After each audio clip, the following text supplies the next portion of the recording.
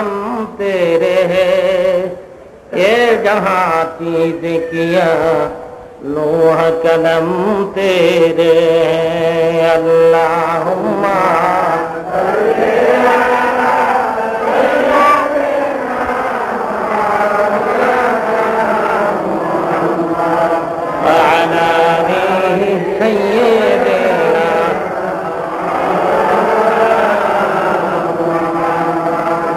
আরবের মরুভূমিতে সিধাই মামে নারী ঘর, খুদার করুণা কাউসার হয়ে ঝরছে বারংবার। আল্লাহুম্মা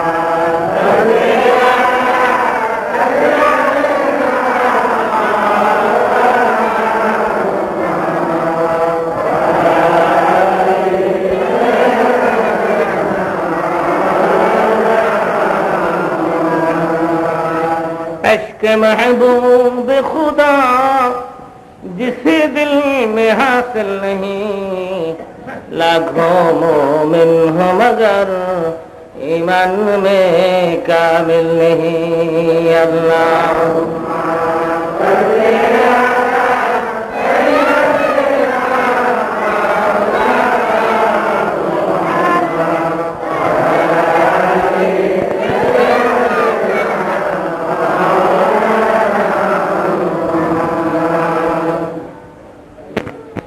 ইসলাম প্রিয় আমার ভাইরা, পর্দার অন্তরালে মা ও বোনেরা, মহান আল্লাহর দরবারে অসংখ্য শুকর, যিনি আমাদেরকে মুসলমান করেছেন, পৃথিবীর শ্রেষ্ঠতম মহামানবের উম্মত করেছেন।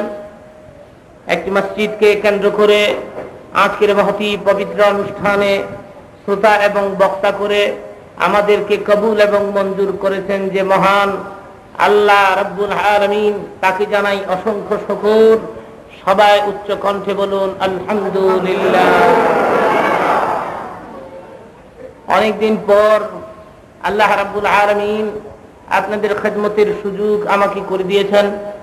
মাগরিবের পর থেকে এখানে কথা বলার ওয়াদা ছিল আমার, সেজন্য আমি মাগরিবের নামাজ জামাতে আপনাদের সাথে এই মসজিদেই আদায় করেছি। যেহেতু আপনারা আসতে একটু অপেক্ষা করেছেন, সেই জন্য আলোচনাটা একটু দেরি করে আপনাদের সামনে শুরু করতে হচ্ছে। আমার ভাইরা, কোরআন শরীফের একটি আয়াতে কারিমা আজকে আমি আপনাদের সামনে তেলাওয়াত দিয়েছি। এই আয়াতে কারিমা সামনে নিয়ে কিছু কথা বলার ইচ্ছা রাখছি। বাকি আমার আল্লাহর মর্জি, কিছু কথা আপনাদের খেদমতে আরজ করতে পারি, আল্লাহর সাহায্য কামনা করছি। আল্লাহ আমাকে কিছু কথা বলার তৌফিক দান করুন। আমার ভাইরা, যে আয়াত কারিমা আমি তেলাওয়াত দিয়েছি, আয়াতের মধ্যে আল্লাহ রাব্বুল আলামিন পৃথিবীর কেন্দ্রীয় মসজিদ বাইতুল্লাহ শরীফ সম্পর্কে আমাদেরকে আলোচনা করে শুনিয়েছেন। আসলে কাবা ঘরটা কি এবং কেন, মুসলমান হিসাবে আমাদের কাবার তথ্য, কাবার ইতিহাস আমাদের জানা উচিত।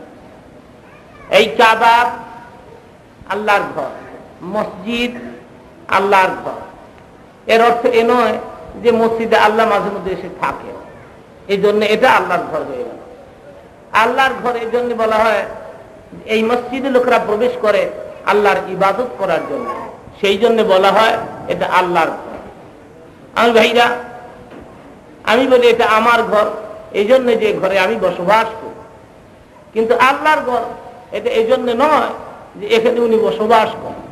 আল্লাহর ঘর এই জন্যে যে আমরা মসজিদে আসি আল্লাহকে ডাকার জন্য, ঠিক না ঠিক, মাবুদকে ডাকার জন্য, আল্লাহর পায়ের সামনে মাথা নত করার জন্য, রুকু দেওয়ার জন্য এবং সিজদা দেওয়ার জন্য আমরা আজানের সাথে সাথে এই মসজিদে উপস্থিত হই। বন্ধুগণ, তো কাবা বা মসজিদ এগুলোর অনেক প্রয়োজন আছে।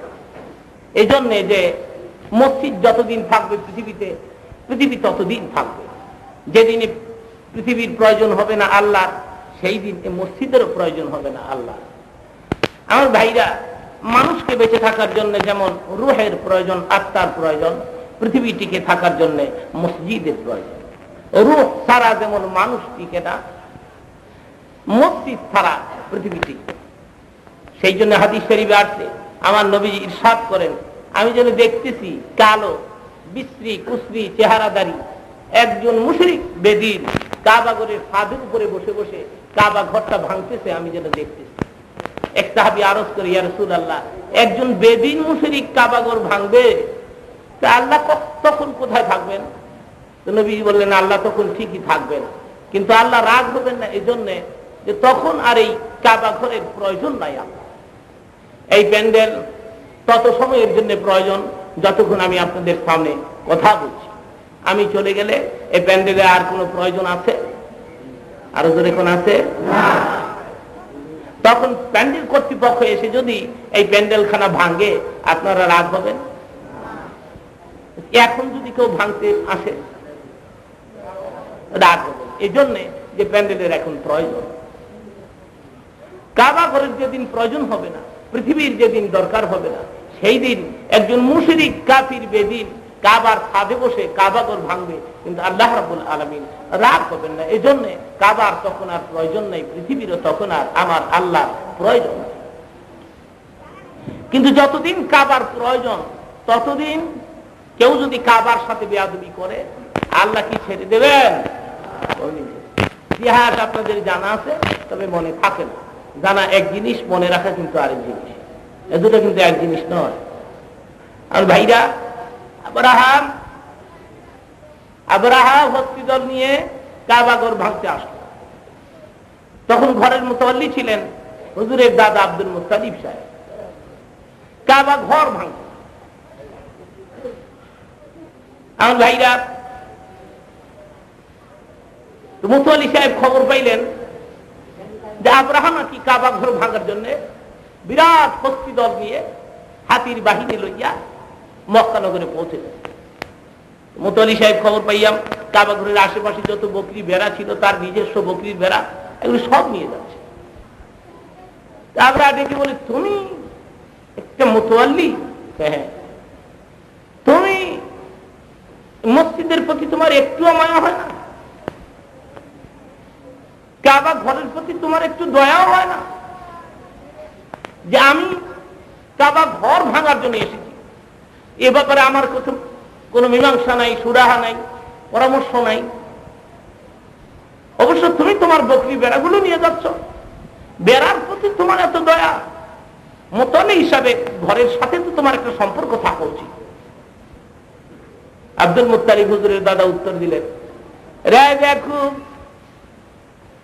বেড়ার মালিক আমি, বকরির মালিক আমি, আমি আমার বেড়া বকরিগুলো নিয়ে যাই, ঘরের মালিক যিনি, উনি নিজের হাতে তার ঘরের হেফাজত করবেন। ঘরের মালিক হয়েছেন আমার আল্লাহ। জোরে কোন কে মালিক? আরো জোরে চিৎকার করে কোন মালিকটাকে? কাবা ঘরের ভেতরে 360টি মূর্তি আছে ঠিক, কিন্তু ঘরটা কার? এই মূর্তিগুলি ভেঙে চুরমার করে কাবা ঘরের ভেতর থেকে বের করে দিয়ে ঘরটাকে পুঁতে পবিত্র করে দেওয়ার জন্য আসতেছেন মুহাম্মদুর রাসূলুল্লাহ সাল্লাল্লাহু আলাইহি ওয়াসাল্লাম। সেই দিন আমার নবী ছিলেন কোথায়? কিতাবার্থী নবী ছিলেন মায়ের গর্ভে। আমার নবীর মক্কাতে তাশরীফ নেওয়ার 40 দিনের আগের ঘটনাটি আমি আপনাদের সামনে ব্যক্ত করছি। ফাতহে মক্কা যেদিন হয়ে গেল, সম্ভব হলে সামনের দিকে এগিয়ে বলবেন, অর্থাৎ আপনি আপনার সামনে এই পরিমাণে জায়গা খালি রাখবেন না যে একজন বসতে পারে, আর এত কষ্ট করে বসবেন না যে আপনি পা নাড়াতে পারছেন না। এটাও আমি বলছি না যে এত কষ্ট করবেন না যে পা নড়তেছে না, আর এইভাবে ফাঁকা রাখবেন না সামনে যে একজন বসতে পারে।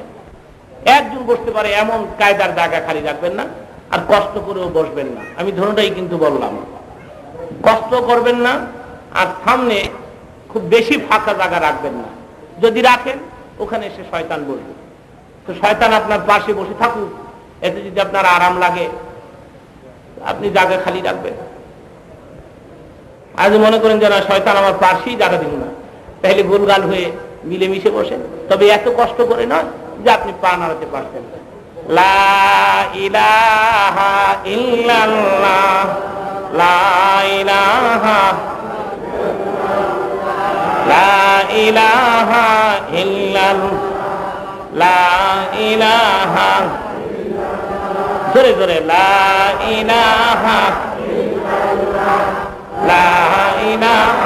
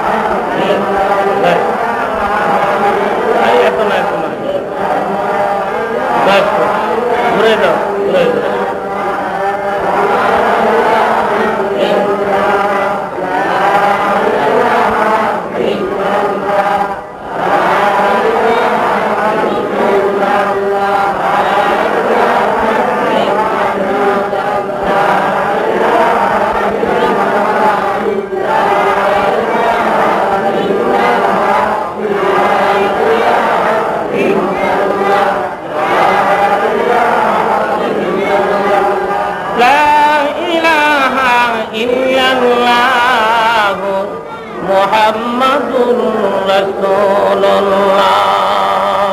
সবাই বলুন সাল্লাল্লাহু আলাইহি ওয়াসাল্লাম। ফতে মক্কা যেদিন হয়ে গেল, আমার নবী বললেন, বেলাল কাবার ছাদে দাঁড়িয়ে আজকে আজান দাও। আজকে আর নিচে দাঁড়িয়ে আজান নয়, আজকে ছাদে দাঁড়াও, উচ্চ কণ্ঠে হে বেলাল আজান দাও। আর নবী হুকুম দিলেন, ও মুসলমানেরা, তোমরা কাবার ভেতরে প্রবেশ করো, কাবার ভেতরের সমস্ত মূর্তিগুলি ভেঙে চুরমার করে বাইরে নিক্ষেপ করে দাও। আর কোরআন শরীফের ওই আয়াতটা বেশি বেশি করে তেলাওয়াত করতে থাকো। কোন আয়াতটা? কুল জাআল হক ওয়া সাহাকাল বাতিল ইন্নাল বাতিলা কানা যাহুকা। আয়াত বেশি বেশি করে পড়তে থাকো। আমার নবী নিজেও মূর্তি ভাঙ্গার কাজে অংশগ্রহণ করেছেন। নবীও কাবার ভেতরে ঢুকে পড়েছেন, আমার নবীও নিজ হাতে মূর্তি ভেঙেছেন। কিন্তু বাড়তে একটা মূর্তি একটু উপরে, আমার নবী হাত বাড়ায় লাগল পান না। হযরত আলীকে ডেকে বলে, আলী তুমি আমার কাঁধের পরে ভর করে ওই মূর্তিটা ভেঙে বাইরে ফেলে দাও, ওটাকে আমি হাত বাড়ায় লাগল পাচ্ছি না হে আলী। আমার ভাইরা, হযরত আলী বলে, হুজুর আপনার কাঁধের পরে ভর করব, এই বেয়াদবি আমি আলীর পক্ষে সম্ভব নয়, বরং আমি আলী বসে গেলাম আমার কাঁধের পরে দাঁড়ায়, হে নবী আপনি নিজের হাতে মূর্তি ভেঙে বাইরে ফেলে দেন। আমার নবী মনে, আলী রে আমার ভার সইতে পারবি নি? হযরত আলী বলেন কি নবী, আমি আসাদুল্লাহ গালিব, আমি শেরে খুদাম, আমার কাঁধের পরে দাঁড়ায় যান, আমার একটু অসুবিধা হবে না। আমার নবী বলেন, আলী তাইলে তৈরি হন। আমার ভাইজান, হযরত আলী বসে গেলেন, আমার নবী আলীর কাঁধের মধ্যে শুধু হাতখানা ঠেকালেন, অমনি আলী চিৎকার মেরে জমিনে শুয়ে পড়লেন। আর দেখে দেখে বলেন, নবীজি গো জলদি করে হাত সরান, দেহের ভেতর থেকে রূহ বের হয়ে যাচ্ছে। আমার নবী বলেন, আলী হে, এটা আমার গায়ের ভর নয়, এটা আমার নবুয়তির ভর। চিৎকার করে বলুন সুবহানাল্লাহ। দুনিয়ার সব নবী পয়গম্বর এরা মূর্তির বিরুদ্ধে জীবনভর সংগ্রাম করে, আর নবীর উম্মতেরা নিজের ঘরের মধ্যে মূর্তি রাখে। জোরে বলুন নাউযুবিল্লাহ। আপনি কি পারেন আপনার ঘরের মধ্যে কোনো মূর্তি রাখতে? যদি রাখেন তাহলে ঘরের মধ্যে রহমতের ফেরেশতা প্রবেশ করবে না। আপনারা চান না যে রহমতের ফেরেশতা বাড়িতে আসুক? তাহলে আজকে মুনাজাত করে গিয়ে আর দেরি করবেন না। কোন ফটো মূর্তি যদি ঘরের মধ্যে থেকে থাকে ওগুলি ভেঙে চুরমার করে বাইরে ফেলে দিবেন, ফটোগুলো মাঝখান দিয়ে ছেড়ে ফেলে দিবেন, নর্দমায় ফেলে দিবেন, আগুন দিয়ে ঝালিয়ে দিবেন। পারবেন না? কতদূর পারবেন আমি জানি। আপনি চেষ্টা করলে আপনার ছেলে আপনাকে বাধা দিবে, যেহেতু বাড়ির কেউ আপনার কমান মানে না, ওভার কন্ট্রোল হয়ে।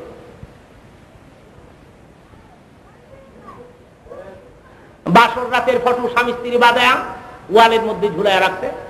স্বামীর বয়স 100, স্ত্রীর বয়স 70। দুইজন পাশাপাশি দাঁড়ায় কয়, তুমি কেমন আছিলা, তুই কেমন আছিলি, তুমি কেমন আছিলা, তুই কেমন আছিলি।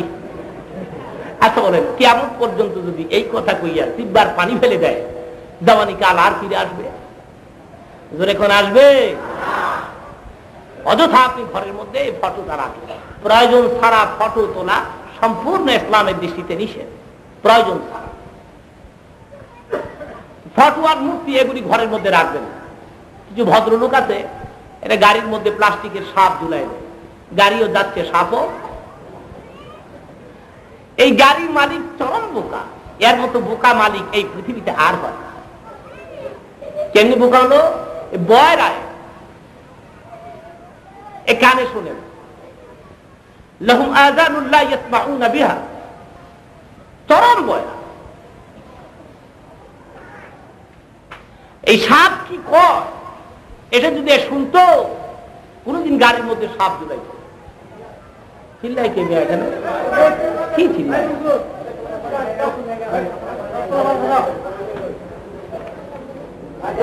তারপরে আবার দেখেন ওই কিছু গার্জিয়ান আছে, এরা ছেলে মেয়ে পাঠায় দেয় ওয়াজের মধ্যে, যে তোরা গিয়ে খালি চিল্লাবি মৌলবীতে ওয়াজ না করতে।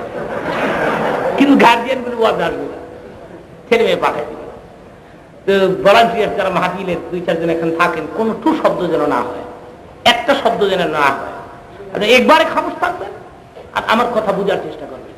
এ ফাঁকে একটু দুরূদ শরীফ পড়ে নেই, আল্লাহুম্মা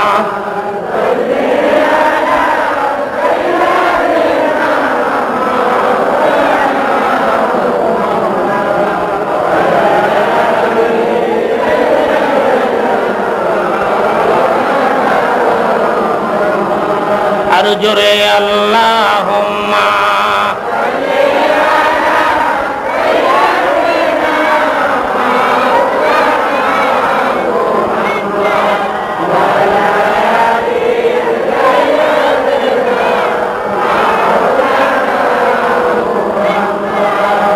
দুনিয়াতে কারে তুমি আপন হায়রা বানাইলা, কোন কারণে নাদান তুমি আমায় হাইরে ভুলিলা। আল্লাহুম্মা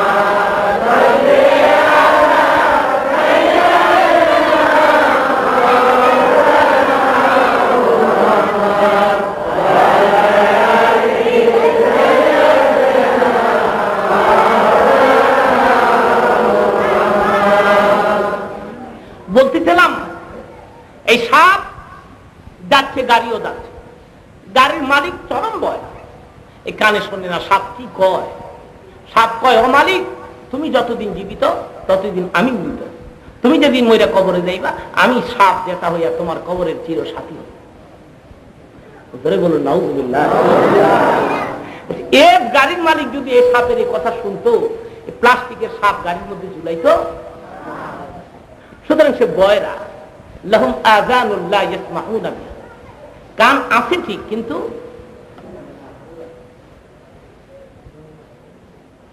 ঘরের মধ্যে কোনো মূর্তি রাখবেন না, ফটো রাখবেন না, সূরাত রাখবেন না। তো কাবা ঘরের ভেতরে যদিও 307টি মূর্তি আছে, কিন্তু ঘরটি কার? আল্লাহ। আব্রাহার মেজাজ গেল করা হয়ে, ঘরের মালিক নাকি ঘর টিকাবে, হসপিটাল অর্ডার করলো, অ্যাডভান্স কর, ভাঙো ঘর। আল্লাহ রাব্বুল আলামিন ডাক দিলেন, আব্রাহা রে, আমার ঘর ভাঙবি? তা আমি কিছু মিলিটারি পাঠাই দিলাম, তার হসপিটালের সাথে যুদ্ধ করার জন্য। আলাম তারা কাইফা ফাআলা রাব্বুকা বিআসহাবিল ফিল আলাম ইয়াজআল কাইদাহুম ফি তাদলিলিন ওয়া আরসালা আলাইহিম তায়রান আবাবিল। আবাবিল পাখিগুলো আসলো, প্রত্যেকটা পাখির সাথে 3টা করে বোমা, একই মুখে দুটি দুপায়, ছোট্ট কলর দানার মতো পাথরের কণা। লিকুল্লি হুজরিহি মাকতুবাতুন আলাইহি ইসমুহু, প্রতিটি পাথরের পেটে স্পষ্ট অক্ষরে নাম লেখা ছিল। এই পাথরটি দিয়ে কোন হাতিটা মরবে, কোন মানুষটা মরবে, তার নাম লেখা ছিল।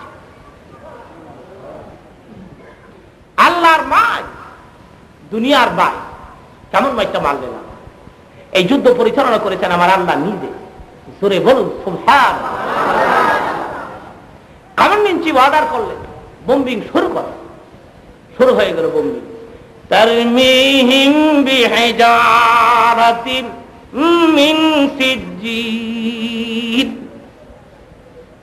বোম্বিং হয়ে গেল। যুদ্ধের ফলাফল কি? বলুন আমার সাথে, ফাজআলাহুম কাআসফিন মাকুল। আসবে মাকুল কয় আম পাতা, কড়ি পাতা, লিচু পাতা, কাঁঠাল পাতা একত্রিত করে ঘোড়ার মুখের মধ্যে যদি ভরে দেওয়া হয়, ঘোড়া যদি ওগুলি কিছুক্ষণ চাবায় অথবা চিবায়, অথবা এরপরে যদি ওগুলো জমিনের মধ্যে রেখে দেয়, আপনি কি বলতে পারবেন কোনটা আম পাতা? বলা যাবে। কোনটা কাঁঠাল পাতা? বলা যাবে। কোনটা কড়ই পাতা? কথা বলেন না কেন, বলা যাবে? জিজ্ঞাসা করলে কথার উত্তর দিয়েন, তাহলে আমি বুঝবো আপনার আমার কথা বুঝবেন। আর যদি উত্তর না দেন তাহলে আমি বুঝবো আমার কথা বুঝেন না। যদি বলি কি বুঝেন না, তাহলে কবেন কি যে বুঝি না, এটাই বুঝি না। মাথা খারাপ অবস্থা না হয়। আমার ভাইরা, তো মুফাসসিরিন কিরাম লিখেছেন, বোম্বিং করে যখন পাখিগুলি চলে গেল, ময়দানের কিনারে দাঁড়ায় কোনটা হাতি আর কোনটা মানুষ পরিষ্কার চেনা যায় নাই। চিৎকার করে কোন সুবহানাল্লাহ। আবরাহা তার হস্তি দলকে আল্লাহ কেমন মাইটটা দিলেন? কেন দিলেন? এজন্য তখন ঘরের প্রয়োজন আছে। যেদিন ঘরের প্রয়োজন হবে না, সেই দিন একজন মুশরিক কাবাগরের ছাদের উপরে বসে কাবাগর ভাঙলেও আল্লাহ রাগ হবে। সুতরাং পৃথিবী যতদিন থাকবে কাবা ততদিন, পৃথিবী যতদিন দরকার মসজিদের ততদিন। এই কাবাগর হযরত আদম আলাইহিস সালাম নিজের হাতে প্রথম মক্কা নগরে তৈরি করেছেন। ঘর যখন তৈরি হয়ে গেল, আল্লাহ বললেন জিবরিল আমার আদমকে গিয়ে কও কাবাগরের তাওয়াফ করতে। কাবার চারদিকে হাজিরা চক্কর খায়, এটাকে কয় তাওয়াফে বাইতুল্লাহ। তাওয়াফ অত্যন্ত গ্রহণযোগ্য একটি ইবাদত, কাবিল কবুল ইবাদত, কাবিল মনসুর ইবাদত। আর তাওয়াফ মক্কা নগর ছাড়া, কাবাগর ছাড়া পৃথিবী আর কোন দেশে তাওয়াফ এই ইবাদত হয় না।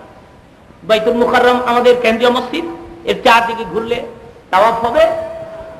বাদ দেন বাইতুল মুকাররম, মসজিদে নববী মদিনাতুল মুনাওয়ারাতে যে মসজিদের ভেতরে ঘুমিয়ে আছেন রাহমাতুল লিল আলামিন, সেই মসজিদের চারদিকে চক্কর দিলে তাওয়াফ হবে। তাওয়াফের জন্য একটি নির্দিষ্ট মসজিদ, সেটা হলো কাবা ঘর। আর ভাইরা, সেই দিন থেকে শুরু হলো আল্লাহর ঘরের তাওয়াফের কাজ। এই তাওয়াফ কিয়ামত পর্যন্ত চলবে, দিন রাত 24 ঘন্টা, কিয়ামত পর্যন্ত মুহূর্তের জন্য তাওয়াফ বন্ধ হবে না। দুনিয়ার মানুষ যদি স্ট্রাইক করে আমরা আল্লাহর ঘরের তাওয়াফ আজ থেকে আর করব না, তাহলে আল্লাহ ফেরেশতা দিয়ে জিন দিয়ে আল্লাহর ঘরের তাওয়াফ করাবে। জিনেরা যদি স্ট্রাইক করে আমরাও আজ থেকে আল্লাহর ঘরের তাওয়াফ আর করব না, তাহলে জিন, তাহলে উনি ফেরেশতা দিয়ে তাওয়াফ করাবেন। ফেরেশতারা যদি স্ট্রাইক করে করব না রে, করব না, তখন আল্লাহ কি করবেন? আমি কিন্তু কিছুক্ষণ আগেই বলেছি এই তাওয়াফ কিয়ামত পর্যন্ত চলবে, ক্ষণিকের জন্য তাওয়াফ বন্ধ হবে। কিন্তু স্ট্রাইক করলে মানুষেরা, জেনেরা, ফেরেশতারা, এরা যদি কেউ তাওয়াফ না করে তখন আল্লাহ কি করবেন? তখন আল্লাহ মানুষগুলোকে মেরে ফেলবেন, জিনগুলোকে মেরে ফেলবেন, ফেরেশতাগুলোকে মেরে ফেলবেন, মারিয়া নতুন করে মানুষ বানাবেন, নতুন করে জিন বানাবেন, নতুন করে ফেরেশতা বানাবেন। এরপরে আল্লাহ চান না যে তাওয়াফ বন্ধ হোক। জোরে কোন সুবহানাল্লাহ। আমার ভাইরা, এক ব্যক্তি ইচ্ছা করলো আমি এমন এক সময় আল্লাহর ঘরে তওয়াফ করব যখন আমি ছাড়া আর কেউ থাকবে না, কিন্তু যেদিনই যায় গিয়ে দেখে মানুষ আর মানুষ। একবার বৃষ্টি হয়ে গেল, ঘন বৃষ্টি। মক্কা নগরে ঘন বৃষ্টি হলে রাস্তায় সাঁতার পরিমাণ পানি জমে যায়। বৃষ্টি হলো ভীষণ, কাবার চারদিকে পানি জমে গেল। তো লোকটি ভাবলো আজকে আমার মনের আশা পুরা হবে, আমি সাঁতার কাটবো আর তাওয়াফ করবো, সাঁতার কাটবো একা একা, আজকে আমার সঙ্গের সাথী কেউ থাকবে না। বড় আশা নিয়ে পানির উপরে সাঁতার কাটে। একটা চক্কর দিয়ে যখন দ্বিতীয় চক্কর স্টার্ট দিতে, অমনি নজর করে দেখে তার আগে আগে বিরাট বড় এক আজদাহা, বিরাট বড় এক অজাগর সাপ আল্লাহর ঘরের তাওয়াফ করতে। আল্লাহ প্রমাণ করে দিলেন একা কেউ আমার ঘর তাওয়াফ করতে পারবে না। এটাকে সাপ বলেন আর জিন বলেন। আল্লাহ প্রমাণ করলেন একা আমার ঘর কেউ তাওয়াফ করতে পারবে। ফেরেশতারা তাওয়াফ করতেছে, জিনেরা করতেছে, মানুষেরা করতেছে। রাত্রে 2টায় যাচ্ছেন তাওয়াফ হচ্ছে, 4টায় যাচ্ছেন তাওয়াফ হচ্ছে, 1:30টায় যাচ্ছেন তাওয়াফ হচ্ছে, দুপুর 12টায় যাচ্ছেন। প্রখর রৌদ্রের তাপ ভীষণ, কেউ পা রাখতে পারে না। এরপর তাওয়াফ।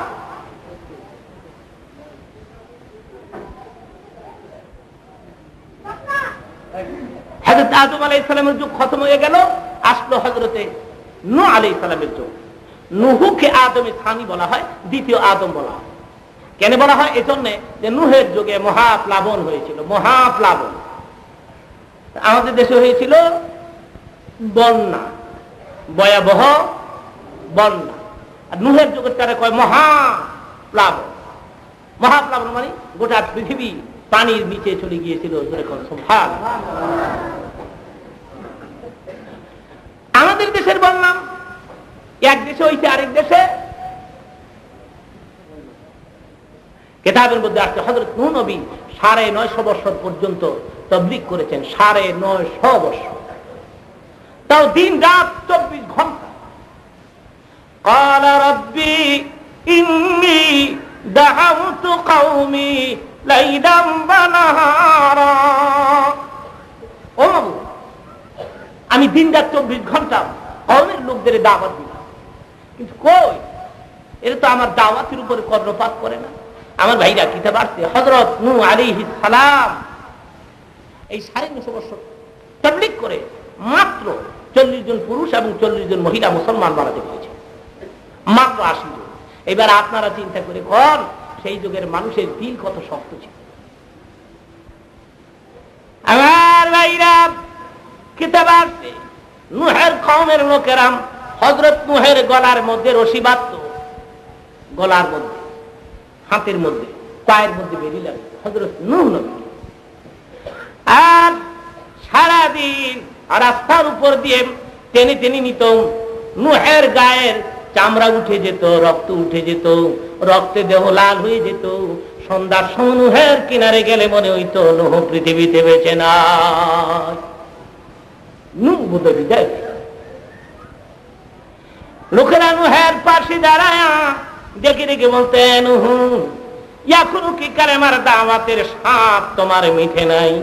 হযরত নূহ উত্তর দিতেন, এক কওমের লোকেরা এত কষ্ট তোমরা আমাকে দিয়েছ, এরপরও যদি আমার কানের গোড়ায় কালেমাটা একবার শোনায় দাও, আমি নূহ কোনদিন তোমাদের জন্য বদদুয়া দিব না। এক একটা নবী পয়গম্বর এই কালেমার জন্য কত কষ্ট করে। আমরা কালেমার জন্য কোথাও কষ্ট করেছি ভাই? জোরে কোন করেছি ভাই? কালেমার জন্য কেউ আমাকে একটা থাপ্পড় দিছে? কালেমার জন্য একটা ঘুষা খাইছি নাহের মধ্যে? কালেমার জন্য কেউ আমাদের গালি দিছে? সুতরাং কালেমার মূল্য আমাদের কাছে। কালেমার জন্য মেহনত করতাম, তবে কালেমার মূল্যায়ন করতাম। বক্তৃতার মাঝে মধ্যে বলে থাকি, এক লোক 20 টাকা দামের পুরা চাদর পাইছি, তো এটার কোনো দাম নাই, এটা জুতা ছাত্র। কিন্তু এই চাদর কিনতে গিয়ে যে বাপ কত কষ্ট করছে, এটা বাপ সারা পৃথিবী যাচ্ছে। আজ আমাদের কাছে কালেমার মূল্যায়ন কোথায়? কালেমার কোথায় আমি কোনো খবরও নাই।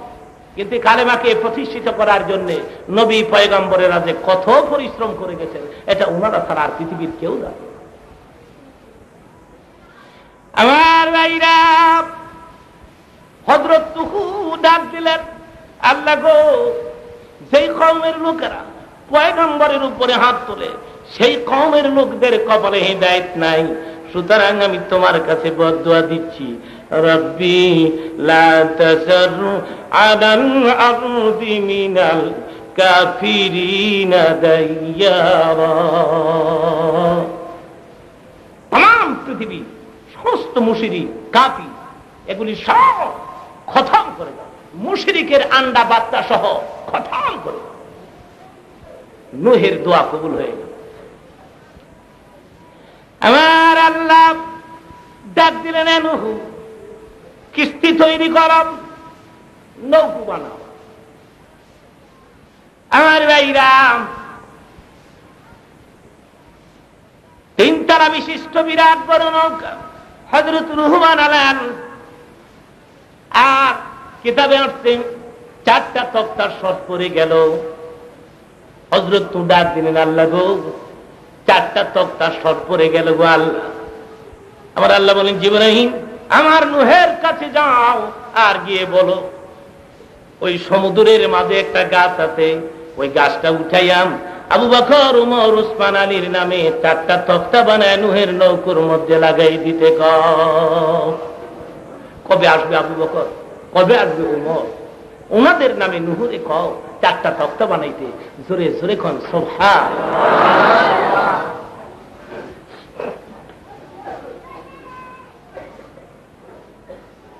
আমার ভাইরা, এই গাছ কে এনে দিবেন? কিতাব আছে সেই যুগে শক্তিশালী একটা বীর পুরুষ ছিল, তার নাম ছিল আউস। দুনিয়ার লোকেরা কি উস, এই উস প্রতিদিন সকাল বেলায় নাস্তা খাইতো 12,000 রুটি। 12,000 রুটি খালি টিফিনই করে, দুপুরে কি খায় বাইর দিয়া চিন্তা করেন না। 12,000 রুটি খালি টিফিন করে, টিফিন। কত বড় রাক্ষস মানুষ দেখে। আমার ভাইরা, হযরত উসকে ডাকালেন, উজরে ওই নদীর মাঝখান থেকে যদি গাছটা এনে দিতে পারস, এক বেলা আমি নূহ তোরে পেট পুরাইয়া খাওন দিব। উঠ ডেকে বলে, নূহ পেট পুরাইয়া খাওয়াইবেন, জানেন তো টিফিন করি কয় হাজার। নূহ বলেন, 12,000 রুটি টিফিন করো, তাই নাকি? হ্যাঁ। আমার ভাইরা, নদীর মাঝখান থেকে গাছ আনিয়াম উস নূহের সামনে ফেলে দিলেন। এইবার ডেকে ডেকে বলেন, এ নূহ, এবার পেট পুরে খানা দিবেন, দেন খানা। কিতাবার হযরত উজের সামনে 3টা রুটি হাজির করে দিলেন। টিফিন করে কয় হাজার দিছে? কয়টা? উস একবার রুটির দিকে চায়, আর একবার নূহ নবীর চেহারার দিকে চায়। আর ডাকিয়ে দেখে কই, নূহ 3টা দিতেছেন। এই 3টা তো দেওয়ানের আগেই ফিনিশ করে লাইছে, দেওয়ানের আগেই শেষ করে লাইছে। আমার ভাইয়া, হযরত নূহ বলেন, উজিরে এই 3টা রুটি আগে শেষ কর, এরপরে তো 4র্থ নম্বরের রুটি আমি তোরে দিব। তবে রে উস, রুটি খাওয়ার আগে আমার আল্লাহর নাম একবার স্মরণ কর, একবার বল বিসমিল্লাহির রহমানির রহিম। আমার ভাইরা, কিতাব আছে বিসমিল্লাহ বলিয়া রুটি খাওয়া শুরু করেন। একটা রুটি খাইয়া আর একটা রুটি রাতাটা খাইয়াম, অর্থাৎ 1.5টা রুটি খাইয়াম, বাকি 1.5টা প্লেটের মধ্যে ছেড়ে দিয়ে বলেন, নূহ গো, গলা পর্যন্ত বেড়ে গেছে, বাকি রুটি খাওয়া সম্ভব নয়।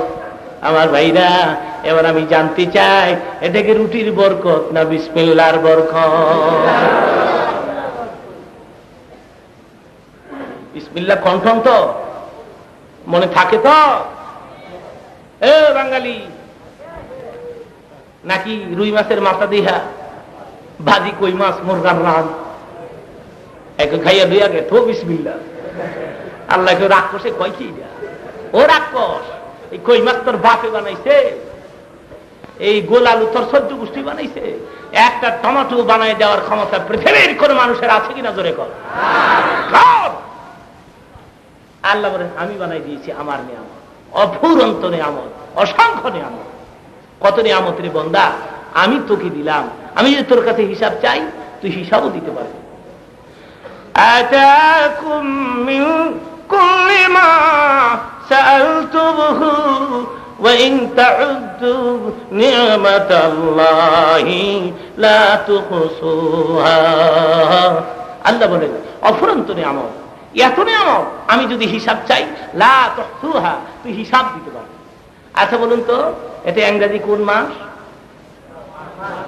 মার্চ। আচ্ছা আরবি কোন মাস? শাবান। মার্চ। তো এই 91 মার্চ, 90 মার্চে সকাল বেলায় কে কি নাস্তা খাইছিলেন মনে থাকলে আত্মকে? 90 মার্চ মনে নাই? এর তাড়াতাড়ি বলে বলেছে গেল 90। আল্লাহর মনে আছে কিনা কর, আর জোরে কর। আল্লাহ বলেন তুই কয়টা নিয়ামতের হিসাব দিবি? তুই তো মন ওই ডাক্তার হিসাব দিবি কি? আমার ভাইরা, আমার আল্লাহ বলেন ও বান্দা আমি তোর কাছে হিসাব চাই না, হালাল কামাই কর, বিসমিল্লাহ বলে খা, আর খাওয়ার পরে একবার বল আলহামদুলিল্লাহি রাব্বিল আলামিন। সবাই জোরে জোরে বলেন আলহামদুলিল্লাহ রাব্বিল আলামিন। নিয়ামতের শুকর আদায় হয়ে গেল। ও বান্দা হালাল কামাই কর, বিসমিল্লাহ কয়ে খা, আলহামদুলিল্লাহ কয়ে ফিনিশিং দে। এই খানার হিসাব কিয়ামতের ময়দানে আমি আল্লাহ তোর কাছে চাবো না।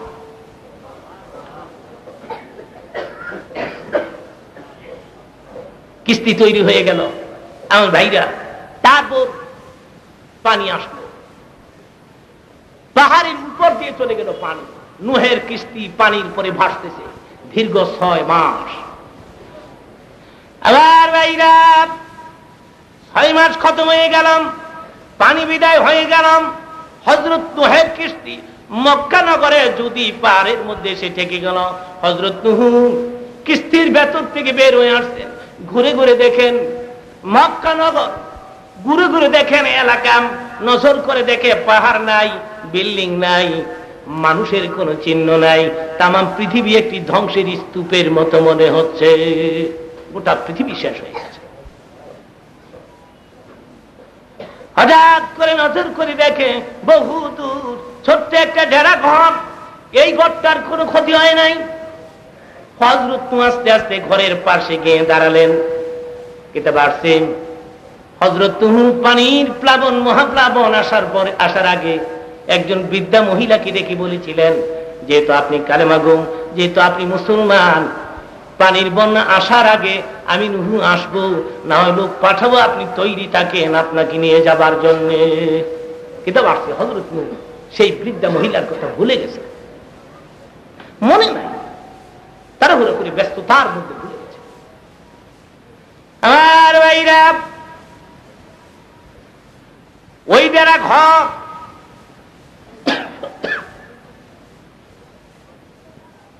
ঘরের সামনে গিয়ে দাঁড়ান, দাঁড়িয়ে ডাক দিলেন এই ঘরের ভেতরিকে। ভেতর থেকে উত্তর আসলো, আমি একজন বৃদ্ধ বিধবা মহিলা। আপনি কে? হযরত নূহ বলেন আমি জামানার পয়গম্বর হযরত নূহ। বুড়ি দেখে দেখে বলেন তাই হবে, পয়গম্বরেরা জিন্দেগিতে কোনোদিন মিথ্যা কথা বা মিথ্যা ওয়াদা করতে পারে না। আমার মন কয় পানির বন্যা কবে শুরু হবে সেই খবর দিবার জন্য হে নূহ আমার বাড়িতে এসেছ। অবশ্য পানির বন্যা হয়ে গেছে, জোরে জোরে কোন সুবহানাল্লাহ। আমার ভাইরা হযরত নূহ সিজদায় পড়ে গেলেন। আল্লাহ গো, পাহাড় যেখানে নাই, বিল্ডিং যেখানে নাই, মানবতার কোনো চিহ্ন নাই, তাম দুনিয়া যেখানে ধ্বংসের স্তূপের মতো মনে হয়। বিল্ডিং পার যেখানে নাই সেখানে ছোট্ট ডেরা ঘর কেমন করে বাঁচায় রাখছো আল্লাহ, তোমার কুদরত বুঝবার ক্ষমতা দুনিয়ার কোন মানুষের নাই। এ কথা কইয়া নূহ সেজদায় পড়ে সঙ্গে সঙ্গে খবর আসলো, নূহ পানির বন্যা যখন এসেছিল তুমি তোমার উম্মতকে ভুলে যেতে পেরেছ। নূহ রে, আমি আল্লাহ আমার দাসীকে ভুলে যেতে পারি না। আল্লাহর কত বড় দায়িত্ব। একটা কালেমা গো ইমানদার মুসলমান নরনারী মুসিবতে পড়ে গেলে আমার আল্লাহ আলোচনা দিচ্ছেন, ওয়াকানা হাক্কান আলাইনা নাসরুল মুমিনিন। কোন মুসলমান ইমানদার মুসিবতে পড়ে, বান্দা হোক আর বান্দি হোক, মুসিবতে পড়ে চিৎকার করে যখন আমি আল্লাহকে ডাক দেয়, আল্লাহ বলেন আমার হক হয়, আমার দায়িত্ব হয় আমার বান্দাকে সাহায্য করা, আমার হক হয়। জোরে বলেন সুবহানাল্লাহ। সুতরাং আমাদের কোনো ভয় আছে? জোরে কোন আছে কোনো ভয়? লা তাহিরু ওয়ালা তাহসাদু ওয়া আনতুমুল আ'লাউনা ইন কুনতুম মুমিনিন। ও মুসলমান, ঘবরানে কি কোই বাত নেই, তোমরা কেন ভয় করবে? তোমাদের সাথী আল্লাহ। তোমরা যদি কোথাও একজন থাকো, আরেকজন আছে তোমার সাথে, উনি আল্লাহ। তোমরা যদি দুইজন থাকো, তৃতীয় আরেকজন আছে তোমাদের সাথে, উনি কে? আরো জোরে কোন উনি কে? আল্লাহ কইতে লজ্জা লাগে নাকি? চিৎকার করে বলেন উনি কে? উনি হয়েছেন মহান আল্লাহ। আল্লাহকে না ডাকতে না ডাকতে অনেকটা ঝংকার হয়ে গেছে, মানে আল্লাহ কইতেও ভাব লাগে না। জিকির না করতে করতে আপনারা আল্লাহকে ডাকতে লজ্জা পান, অভ্যাসে পরিণত করুন। একটু জিকির করুন, আল্লাহকে একটু ডাকুন। লা ইলাহা ইল্লাল্লাহ, লা ইলাহা ইল্লাল্লাহ, লা ইলাহা ইল্লাল্লাহ, লা ইলাহা ইল্লাল্লাহ, লা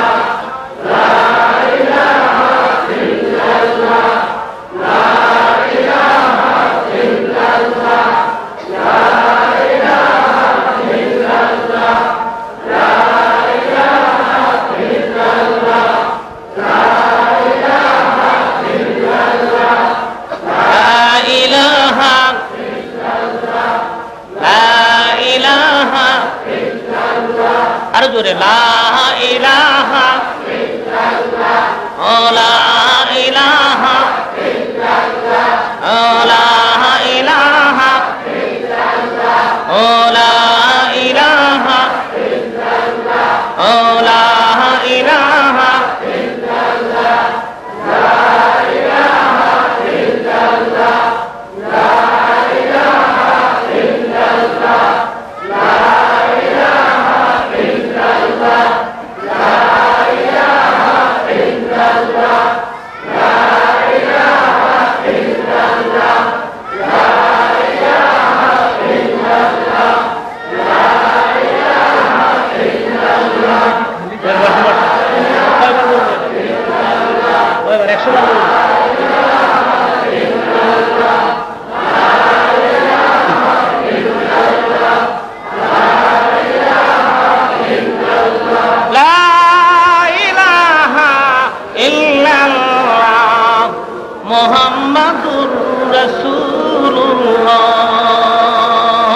সবাই বলুন সাল্লাল্লাহু আলহামদুলিল্লাহ।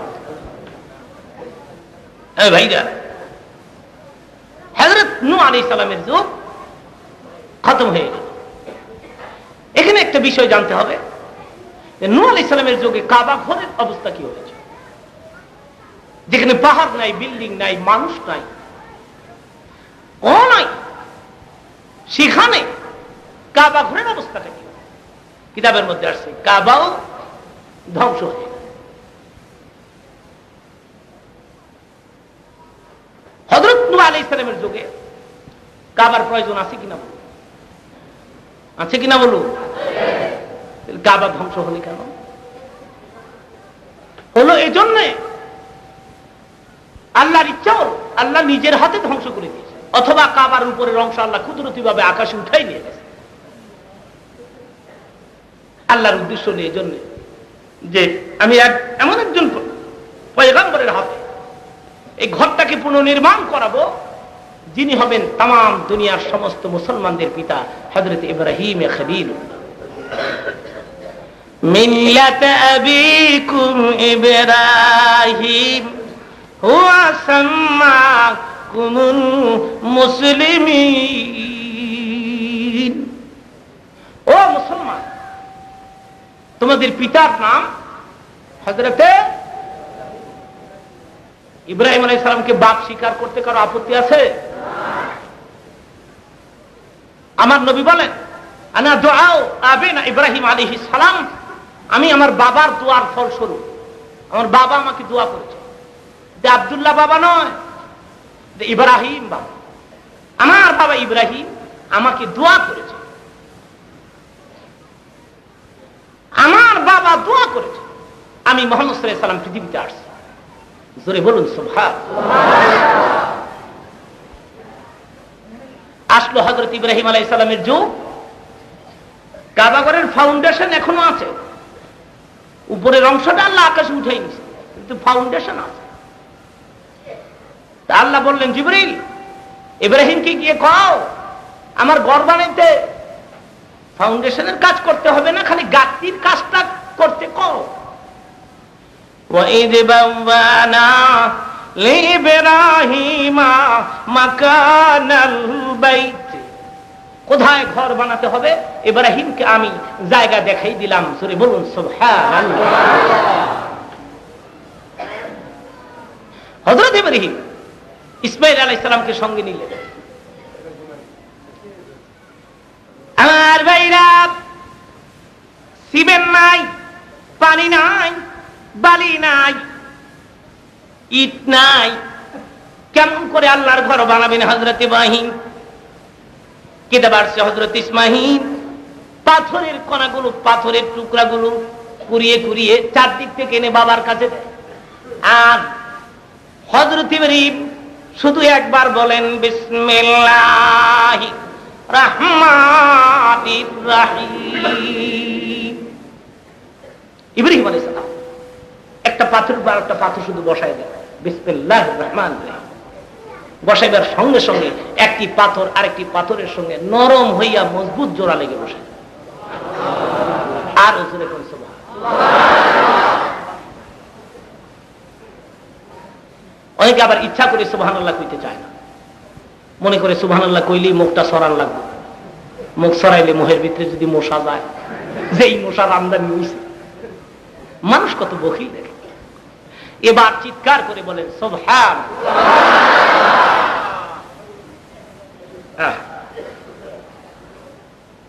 নির্বাচনের সময় তার কম চিল্লার নাই।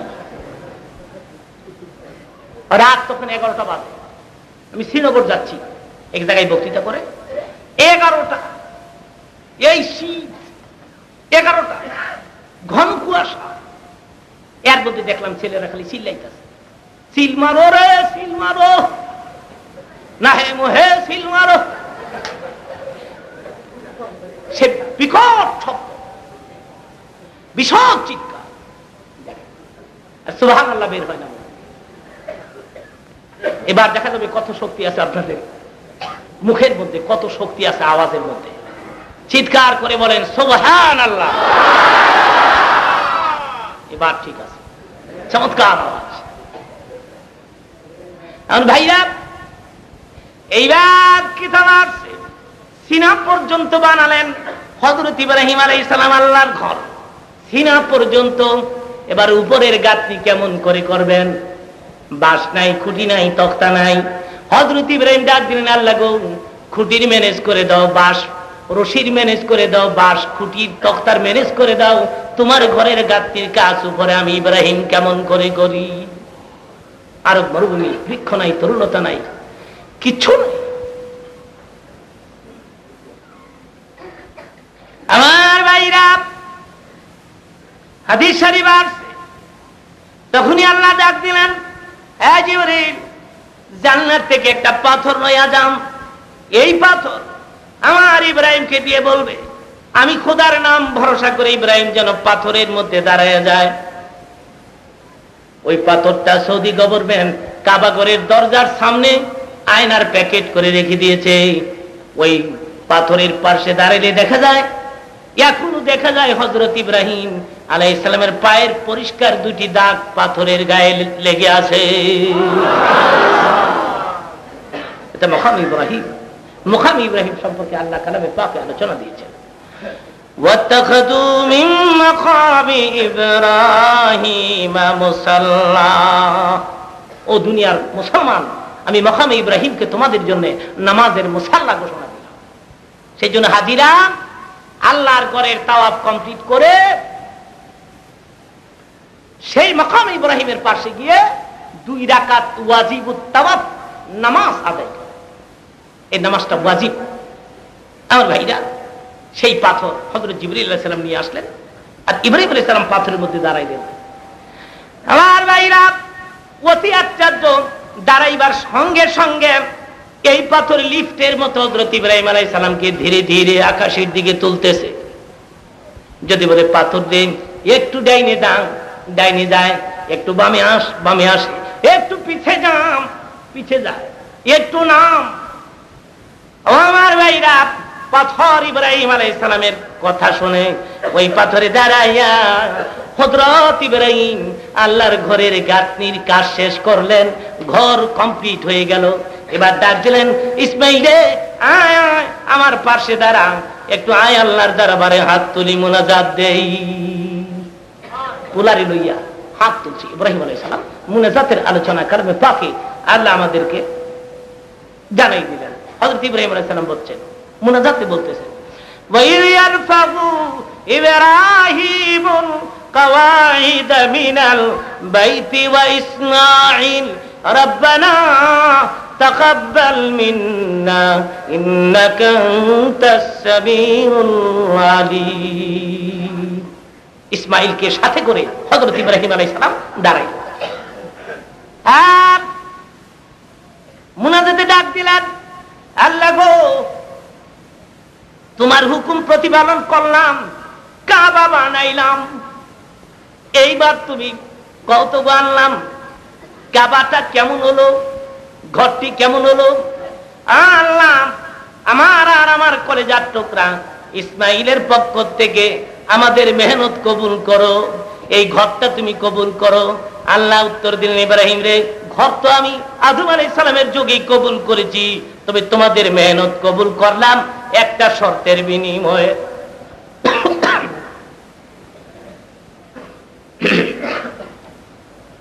ভাইরা, এখানে কোন হোটেল ফোটেল আছে নাকি? হ্যাঁ, একটু জিকির করি আল্লাহকে।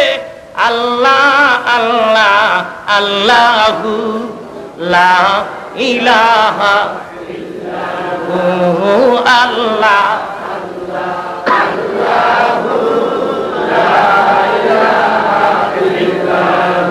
আর জোরে আল্লাহ আল্লাহ আল্লাহু লা ইলাহা ইল্লাহু আল্লাহ আল্লাহু লা ইলাহা ইল্লাহু আল্লাহ আল্লাহ আল্লাহু লা ইলাহা ইল্লাহু আল্লাহ আল্লাহ আল্লাহু লা ইলাহা ইল্লাহু উতাল কাল হিলা সে সুয়া কওম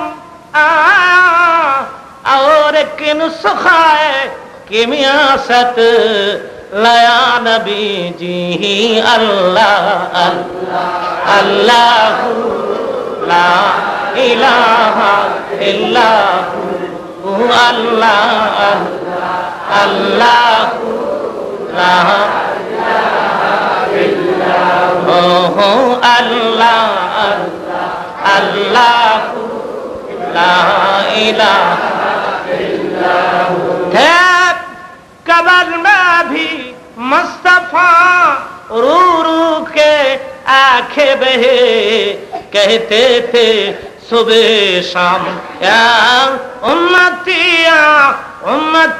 नबी जी अल्लाह अल्लाह अल्लाह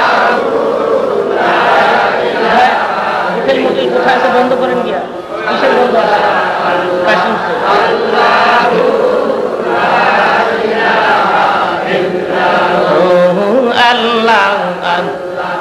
अल्लाह ला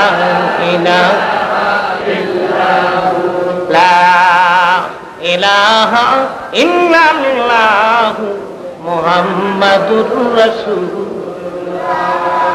मोहब्बते सोनार मदीनाয় একটু দুরূদ শরীফ আওয়াজ পৌঁছাই দিবে সবাই মিলে আল্লাহুম্মা সাল্লি আলা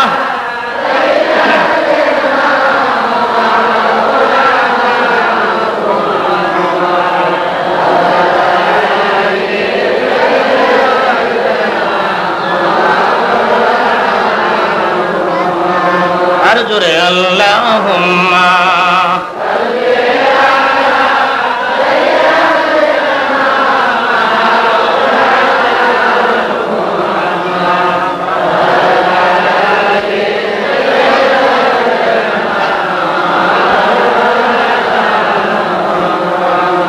কোথায় আবু বকর কোথায় উমর কোথায় উসমান হে কোথায় আলী তোমাদের বিহনে আজকের ইসলাম মদিনার বুকে যায় গো চলে আল্লাহুম্মা সাল্লি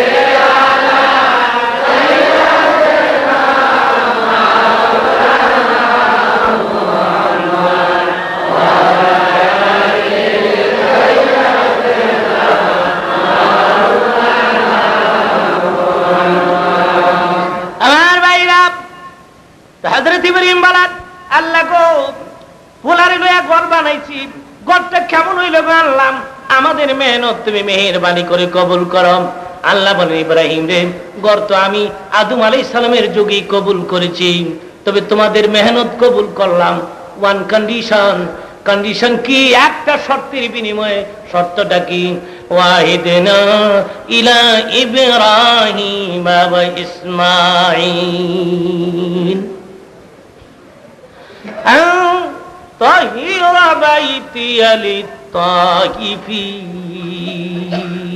ইব্রাহিম রে আমার ঘর পাক রাখতে হবে আমার ঘর সাফ রাখতে হবে আমার ঘর পবিত্র রাখতে হবে। এইবারাই কাবা ঘর পাক রাখতে হবে জীবনে কোনদিন যেন এই ঘর না পাক না হয় রে ইব্রাহিম। তার কারণ ইব্রাহিম রে তাম দুনিয়া মুসলিম দেশ থেকে মানুষ পাগলের মতো ছুটবে এই মক্কা নগরে আসবে আমার ঘর এক নজর দুই নয়নে দেখার জন্য আসবে। ইব্রাহিম রে মানুষ আসবে চারদিক থেকে দৌড়াইয়া আমার ঘরের তাওয়াফ করতে আসবে আমার ঘরে রুকু করতে আসবে আমার ঘরে সিজদা করতে আসবে প্রাণ ভরে ঘর সামনে লইয়া আমি আল্লাহর পায়ের সামনে সিজদা করার জন্য দুনিয়ার বিভিন্ন দেশ থেকে ইব্রাহিম মানুষ পাগলের মতো আসবে। ও মুসলমান 70-80 হাজার টাকা ব্যয় হয় হজ করতে কিন্তু কোনদিন হাজি কথা কয় না যে 80,000 টাকা ব্যয় করে হজ করলাম হায়রে দুঃখ হায়রে আফসোস এই কথা দুনিয়ার কোন হাজি কোনদিন কয় না। ছেলেরই বিয়ে করাইছে 50,000 টাকা গেছে আফসোস করে আর কয় 50,000 টাকা ব্যয় করে তোর বিয়ে করাইছে সোজা ব্যাপার মনে কর। মেয়েরে বিয়া দিচ্ছে 60,000 টাকা কি পাইছো 60,000 টাকা ব্যয় করে বিয়া দিলাম তোরা কিন্তু জিন্দেগিতে কোনোদিন কইছে আল্লাহ গো কি পাইছিলাম না 80,000 টাকা ব্যয় করে হজ করলাম। সেই জন্য আল্লাহ বলে ইব্রাহিম রে এই ঘর তুই পাক রাখ মানুষ পাগলের মতো হয়ে আসবে মক্কা নগরে আমার ঘর এক নজর দেখতে আসবে আমার ঘর নিয়ে রুকু করতে আসবে সিজদা করতে আসবে ধরে বলুন সুবহানাল্লাহ।